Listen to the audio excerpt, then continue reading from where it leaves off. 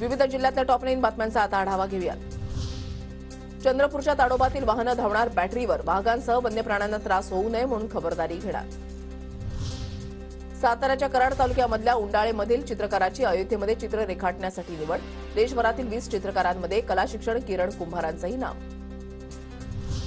गोंदियामध्ये 398 कोटी रुपयांची झाली धान खरेदी. 23,000 शेतकऱ्यांच्या खात्यामध्ये 187 कोटी रुपये जमा.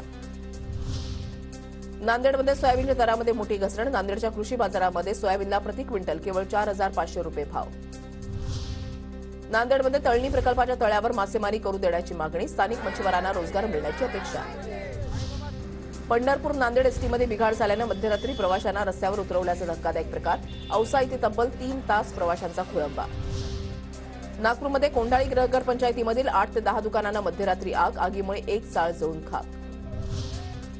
इगतपुरी टोलनाक्याजवळच्या अतिरिक्त भूसंपादनाविरोधात शेतकऱ्यांचा रास्ता रोकोचा इशारा. प्रकल्पबाधित शेतकऱ्यांचा विरोध असूनही सर्वांना नोटीस दिल्यानं शेतकरी संतप्त. कोल्हापुरात इचलकरंजीमध्ये 10 दिवस महायज्ञाचं आयोजन. शहरामध्ये कलश यात्रा काढत कार्यक्रमाची आजपासून सुरुवात.